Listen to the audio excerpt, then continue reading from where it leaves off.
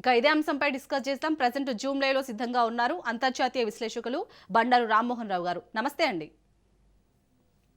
నమస్తే చెప్పండి. నమస్తే సార్. వారం రోజుల్లో యుక్రెయిన్ రష్యా యుద్ధం ముగుస్తుందని అనుకున్నారు, కానీ 4 ఏళ్ళు అవుతుంది. సో ఇప్పుడైతే ట్రంప్ చెప్తున్నారు జూన్ లోగా యుద్ధం ముగియాలని. సో ట్రంప్ ప్లాన్ ఎంతవరకు వర్కౌట్ అయ్యే ఛాన్స్ ఉంది సార్? శాలిని గారు, మీకు రాజ్ న్యూస్ ప్రేక్షకులు నమస్కారం. నాకైతే నమ్మకం లేదు. ఎందుకంటే 2022 ఏప్రిల్ 24 నాడు యుద్ధం మొదలైంది. అంతకుముందు లేదంటే 2014 నుంచే ఉంది అది యుద్ధం. 2024 నుంచి 22 నుంచి పెరిగింది వరకు. అంతకుముందు 10 ఏళ్ళు కూడా ఒక రకంగా రోజు రోజు బాధపడుతూనే ఉన్నారు. కొంత ప్రాంతాన్ని అంతకుముందే 2022 కన్నా ముందే రష్యా ఆక్రమించుకున్నది.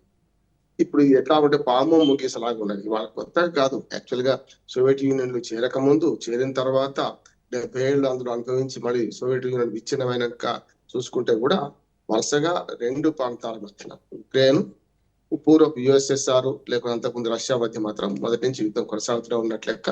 నిజంగా ఈ 4 ఏళ్ల యుద్ధాన్ని నేను ఆనాడు అనుకున్నానంటే 2022 ఏప్రిల్ 24 మధ్య వారం రోజులు అయిపోతే యుద్ధం అనుకున్నా.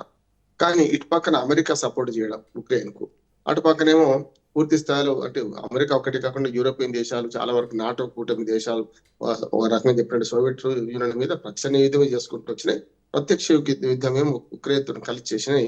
ఒక రకంగా చెప్పాలంటే ఇవాళ కొత్త కాదు, ఇవాళ ముగిస్తుందని నాకు నమ్మకం లేదు. కానీ మన ట్రంప్ మాత్రం చాలా ప్రయత్నం చేస్తున్నాడు శాంతిగా. ఎందుకంటే రకరకాలుగా ఇటేమో ఉక్రెయిన్ అధ్యక్షుడిని కూడా 2 సార్లు పిలిచి అవమానించి నువ్వు మానుకుంటావా లేదా అన్నిటి బెదిరించడం, అటు రష్యా అధ్యక్షుడిని కూడా ఇంకో రకంగా అంటే అంతర్జాతీయంగా ఒంటరి చేయడం, ఒక రకంగా చమురు విషయంలో మిగతా దేశాలు ఏమో కొనకుండా చేయడం, యూరోపియన్ దేశాల నుంచి మొదటి నుంచి కూడా మన భారతదేశం మీద ఒత్తిడి చేసి మొన్నటి మన ఒక రకంగా విజయం సాధించినట్టు లెక్క ఈ చమురు కొనకుండా. కనుక చమురు నిల్వలు వాళ్ళ దగ్గర చాలా ఉన్నాయి కనుక అవి అమ్మకపోతే వాళ్ళ రూపుల్స్ రావు కనుక ఆటోమేటిక్ గా యుద్ధం అయిపోతుంది. డబ్బు లేకపోతే ఏం చేస్తారు సోవియట్ రష్యా వాళ్ళని చెప్పి అటుపక్క ఆర్థిక యుద్ధాలు చేసుకుంటూ ఇటేమో సైనిక యుద్ధంలో ఉక్రెయిన్ మద్దతు ఇస్తూ చేస్తున్నారు. నా ఉద్దేశం 4 సంవత్సరాలుగా సాగుతున్న యుద్ధం. అంటే ఒక రకంగా చెప్పాలంటే 24 ఏప్రిల్ ఫిబ్రవరి వస్తే ఈ సంవత్సరం 4 సంవత్సరాలు పూర్తవుతుంది. అంటే మరి పరోక్షంగా ప్రత్యక్షంగా 2 రకాలుగా యూరోపియన్ యూనియన్ అలాగే అమెరికా ఉక్రెయిన్ సహాయం చేస్తుంది.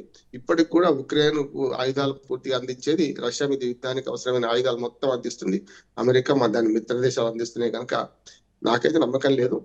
నయానా భయానా 2 రకాలు గుప్పించే ప్రయత్నం చేస్తున్నాడు. ఇప్పటికీ 8 యుద్ధాలు ఆపిన అంటాడు, ఈ 9వ యుద్ధాన్ని ఆపలేకపోతున్నాడు.